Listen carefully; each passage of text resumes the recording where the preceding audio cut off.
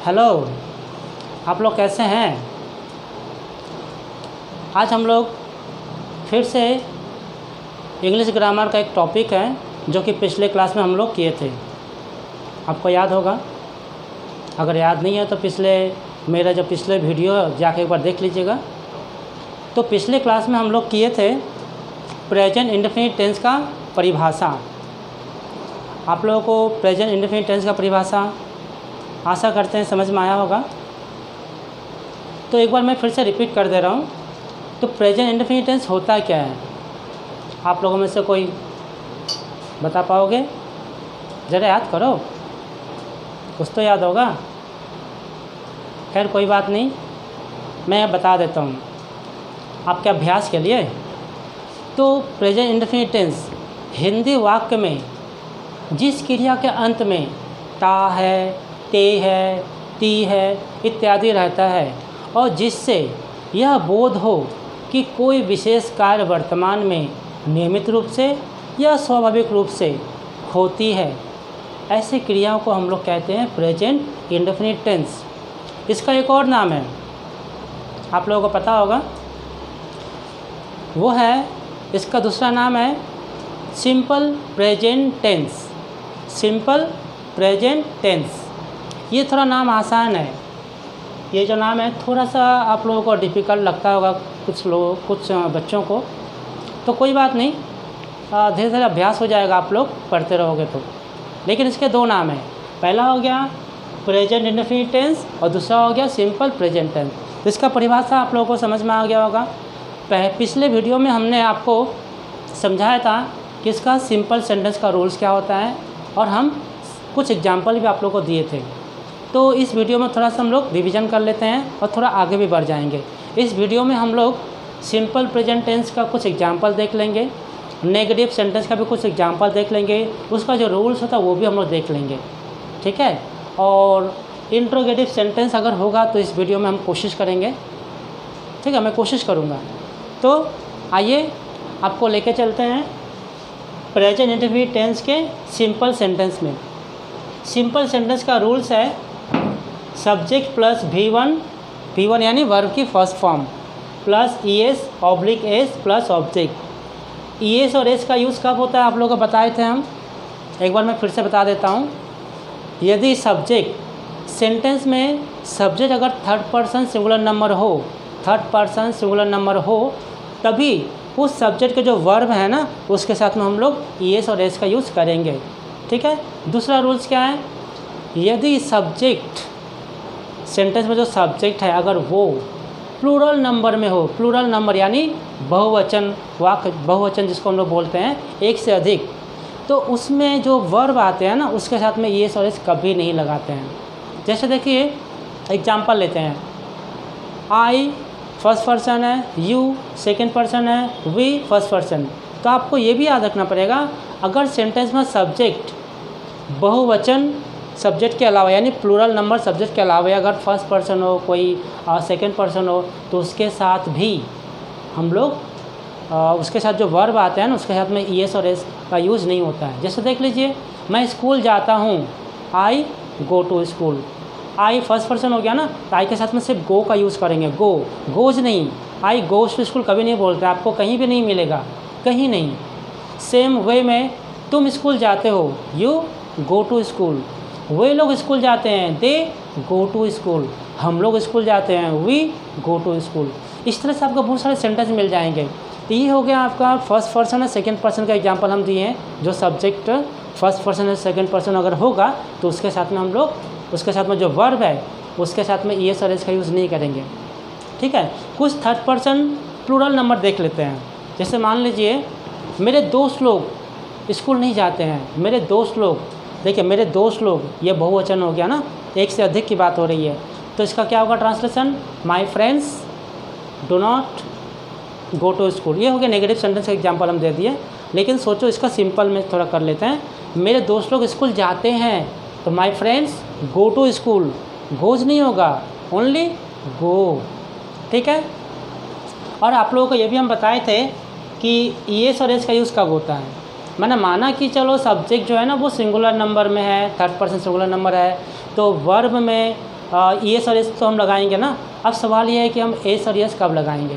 तो इसका रूल्स हम पहले भी बता चुके हैं पिछले वीडियो में, एक बार मैं फिर से बता देता हूँ, आप लोग सुन लीजिए। जिस वर्ब का लास्ट लेटर कॉन्सोनेंट हो उसके साथ में एस लगाएंगे, ओनली एस। जैसे रीड, READ, रीड, देख लीजिए,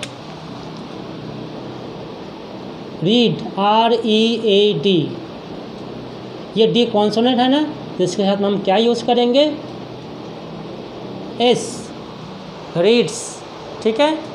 अगर वर्ब का लास्ट लेटर अगर वॉवेल हो, वॉवेल यानी AEIOU, इन पांचों में से कोई भी एक, तो हम लोग उस वर्ब के साथ में ना ES ऐड करेंगे। एग्जाम्पल ले लेते हैं, गो, गो का देखिए ये ओ वॉवेल है, तो हम लोग यहाँ पे गो के साथ में ES का यूज़ करेंगे, ES, यानी क्या हो जाएगा, गोज।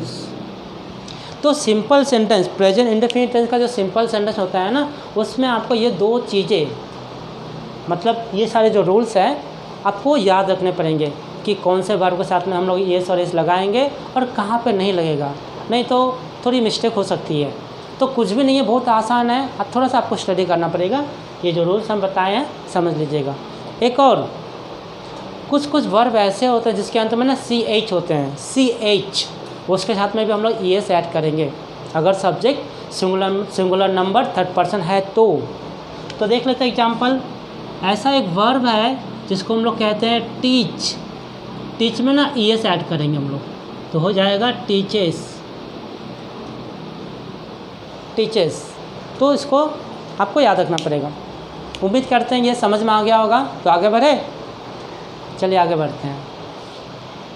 तो ये सिंपल सेंटेंस का कुछ एग्जांपल्स हम लिए हैं, कुछ सेंटेंस है। रूल्स एक बार मैं फिर से आप लोगों को दिखा देता हूँ।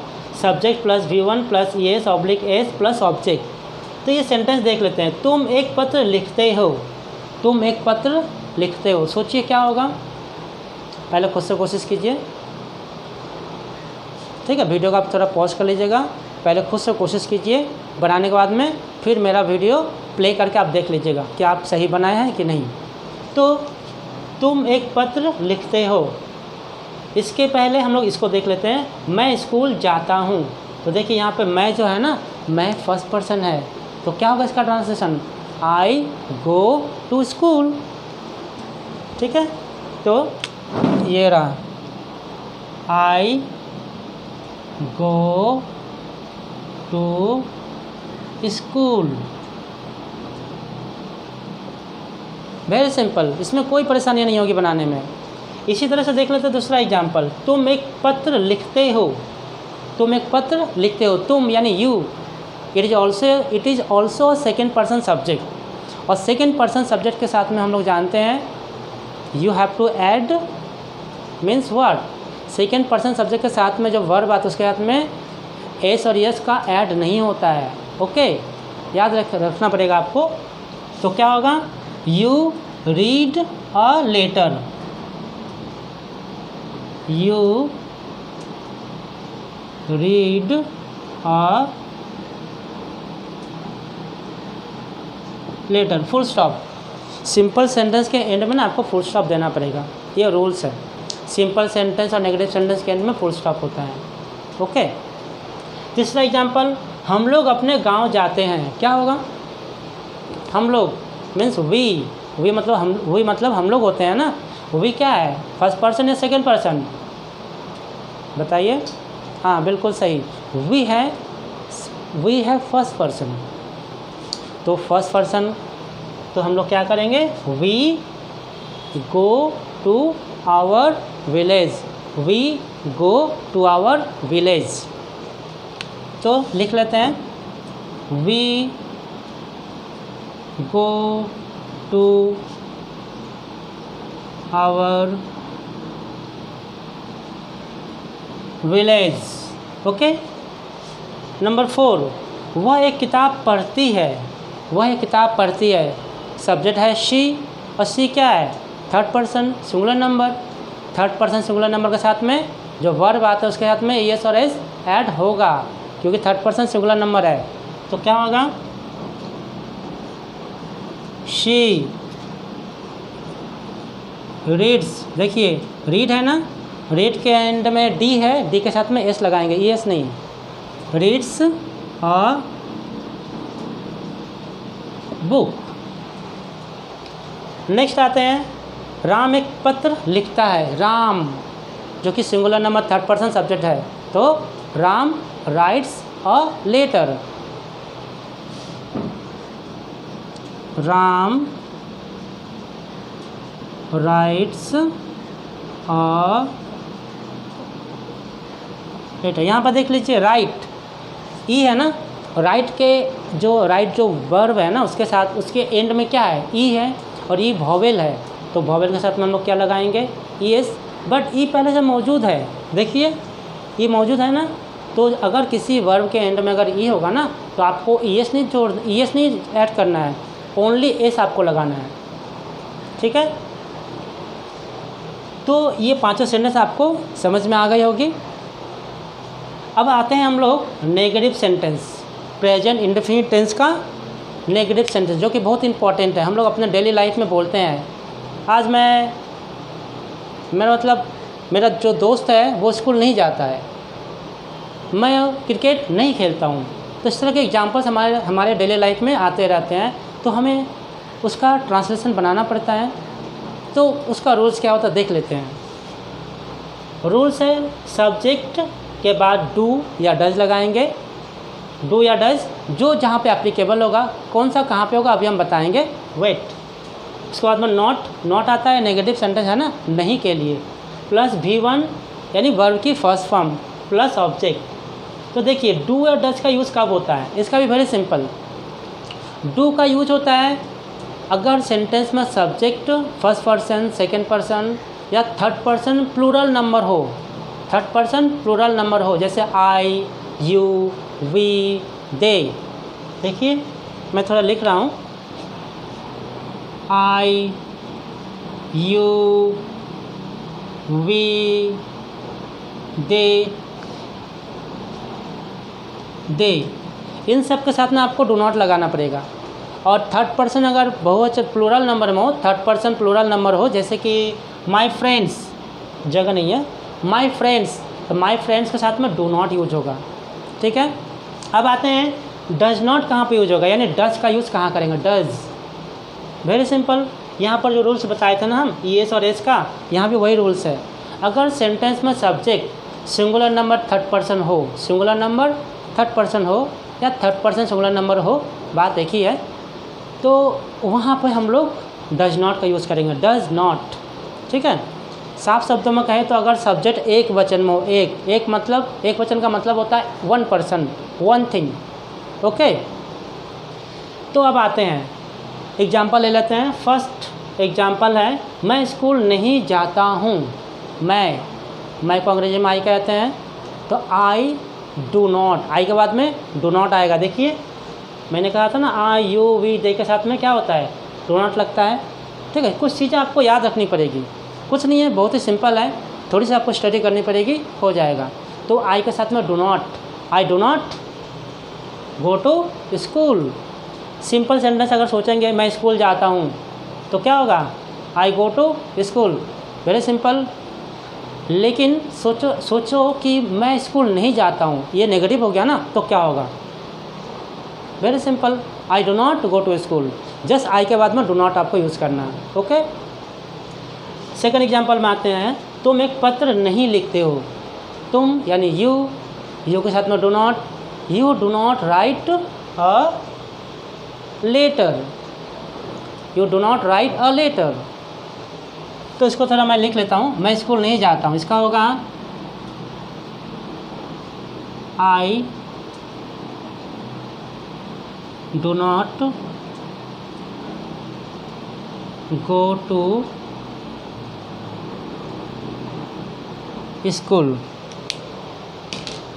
और इसका होगा you do not write a letter. इसको थोड़ा मैं क्लोज कर देता हूँ, ये अलग चीज़ है, ठीक है। थोड़ा सा आप लोग ध्यान में रखिएगा। तीसरा एग्जाम्पल है, राम गांव नहीं जाता है। राम कौन सा पर्सन है बताइए तो? आपके पास दो ऑप्शन दे रहा हूँ। राम ये थर्ड पर्सन है या सेकंड पर्सन है या फर्स्ट पर्सन है? बिल्कुल सही, राम थर्ड पर्सन है। और वो भी क्या है, सिंगुलर है कि प्लूरल है? सिंगुलर नंबर है। तो third person singular number subject के साथ में हम लोग क्या करते हैं, डू नॉट लगाते हैं या डज नॉट लगाते हैं? कौन सा होगा?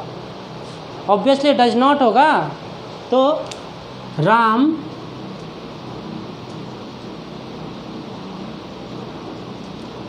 Does not go to his village. अपने गांव बोला है ना? अच्छा, अपने गांव नहीं है, सिर्फ गांव है ना, तो जब गांव है तो सिर्फ विलेज होगा। Ram does not go to village, full stop. Negative sentence के एंड में फुल स्टॉप होगा, आप लोग भूलिएगा नहीं, याद रखिएगा, क्योंकि छोटी छोटी चीज़ें जो होती है ना आगे चल कर बहुत परेशान करती है। ठीक है, तो मैं नहीं चाहता हूँ कि फ्यूचर में कुछ प्रॉब्लम्स हो कि लोग ये कह दे अरे आपको इतना भी नहीं पता है कि नेगेटिव सेंटेंस के एंड में फुल स्टॉप होता है। तो याद रखिएगा। नंबर 4, मेरे पिताजी कहानी नहीं लिखते हैं। My father is a subject and this is in singular number third person. ये क्या है, सिंगुलर नंबर है और थर्ड पर्सन में है, तो क्या होगा? My father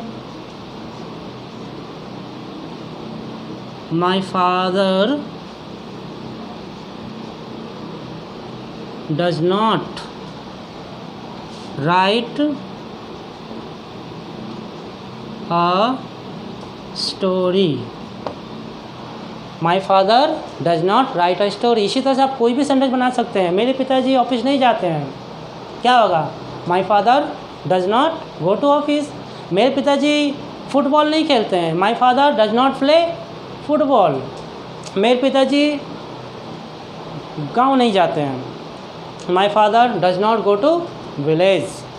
there are so many examples that you can translate by yourself. Just you have to believe that you can do it. Okay, you can do it. Now example number 5, वह रविवार को school नहीं जाता है। वह रविवार को school नहीं जाता। बताइए ज़रा कैसे होगा, कोशिश कीजिए। इतने सारे एग्जाम्पल्स हम लोग देखें, इतना सारा रूल्स हम लोग देखे हैं, कुछ भी नहीं है, बहुत आसान है। आप लोग कोशिश कीजिए। मैं थोड़ा वेट कर लेता हूँ।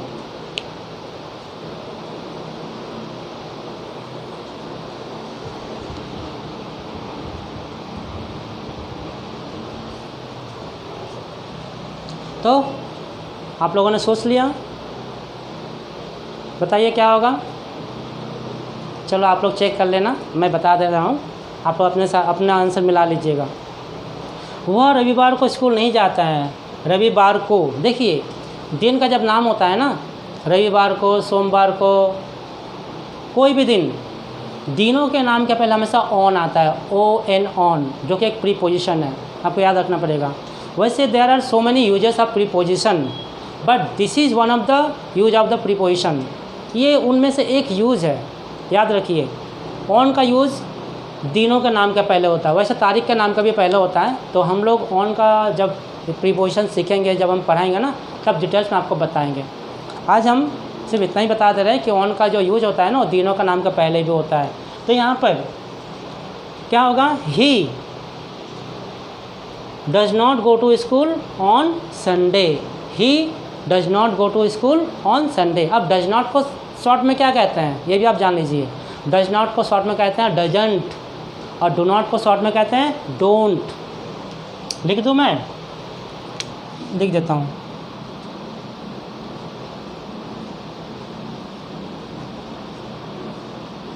डज नॉट को शॉर्ट में कहते हैं डजंट, और डू नॉट को शॉर्ट में कहते हैं डोंट। ये साइन को ना एपोस्ट्रॉफ बोलता है, जो कि ऊपर में दी जाती है, एपोस्ट्रॉफ। तो डज नॉट को डजंट और डोंट को, सॉरी, और डू नॉट को डोंट। आप स्पोकन इंग्लिश में ना किसी से अगर अपने दोस्तों से अगर बात करेंगे तो आप डोंट का या डजन का यूज़ कर सकते हैं, क्योंकि स्पोकन इंग्लिश में ये शॉर्ट फॉर्म यूज होते हैं, ठीक है, इसमें कोई दो राय नहीं है। So you can use the short form in your conversation. Okay, now अच्छा इसका मैं लिख लेता हूँ, मैं लिखना भूल गया हूँ। तो ही does not go to school on Sunday, on Sunday। अब देखिए संडे का डे का जो फर्स्ट लेटर होता है ना, डे के नामों का फर्स्ट लेटर, यानी दिनों के जो नाम होते हैं इंग्लिश में, उसका first letter you have to write always in capital, you have to write always in capital. तो देखिए संडे का इसे हम कैपिटल में लिखे हैं। ये छोटी छोटी चीज़ें हैं, आप लोगों को ध्यान में रखना पड़ेगा। तो आज का टॉपिक जो था मैंने आप लोगों को समझा दिया है, प्रेजेंट इंडेफिनिट टेंस के बारे में डेफिनेशन हम पहले क्लास में आपको समझा चुके हैं, और सिंपल सेंटेंस का रूल्स भी हम पहले समझा चुके हैं, आज भी हम समझाए हैं। देखिए रूल्स लिखा हुआ है, कुछ एग्जाम्पल भी हम आप लोगों को सामने लेकर आए हैं और उसको हमने एक्सप्लेन किए हैं, और नेगेटिव सेंटेंस के बारे में भी आपको समझाए हैं। इसका रूल्स ये है, ये सारे एग्जाम्पल्स जो मैंने आपके सामने रखे हैं, जो कि बहुत इंपॉर्टेंट एग्जाम्पल्स हैं। और इंट्रोगेटिव सेंटेंस के बारे में इसके बाद में जो बचा है, क्या बचा है, हम लोग क्या बताए थे पिछले क्लास में आपको कि एक सेंटेंस के ना 5 सेंटेंस होते हैं, सॉरी मतलब एक टेंस के जितने भी टेंस होते हैं ना, सभी के 5-5 सेंटेंस हम लोग करते हैं। Simple, negative, interrogative negative sentence और WH क्वेश्चन। तो हम लोगों ने सिंपल नेगेटिव कर चुके हैं। नेक्स्ट वीडियो में, आज का वीडियो में नहीं बताएंगे क्योंकि वीडियो बहुत लंबा हो जाएगा, तो नेक्स्ट वीडियो में हम आपको समझाएंगे इंट्रोगेटिव सेंटेंस का रूल्स, इंट्रोगेटिव नेगेटिव सेंटेंस का रूल्स और WH क्वेश्चन का रूल्स समझाएंगे। तो आशा करते हैं आज का वीडियो आप लोगों को समझ में आ गया होगा, आज का जो टॉपिक है आपको क्लियर हो गया होगा। फिर भी अगर आप लोगों को कहीं पर डाउट हो तो आप लोग ज़रूर कमेंट कीजिएगा, मैं कोशिश करूँगा आपके सभी डाउट्स को मैं क्लियर करूँगा। और ये वीडियो अगर आप लोगों को अच्छी लगे, अगर पसंद आया होगा, और हमने आपको अगर हमारा जो आज का टीचिंग है अगर आपको लगता है कि आपके लिए उपयोगी है, यूज़फुल है, तो प्लीज़ वीडियो को लाइक ज़रूर कीजिएगा और सब्सक्राइब करना बिल्कुल ना भूलिएगा, क्योंकि आपके लाइक करने से हमें मोटिवेशन मिलता है, हमें मोटिवेशन मिलता है कि इंग्लिश के नए नए टॉपिक के ऊपर हम वीडियो बनाएं। तो आपका साथ हमें चाहिए। और आज का बस इतना ही, तो मिलते हैं अगले वीडियो में। तब तक के लिए आप लोग सुरक्षित रहिए और घर में रहिए।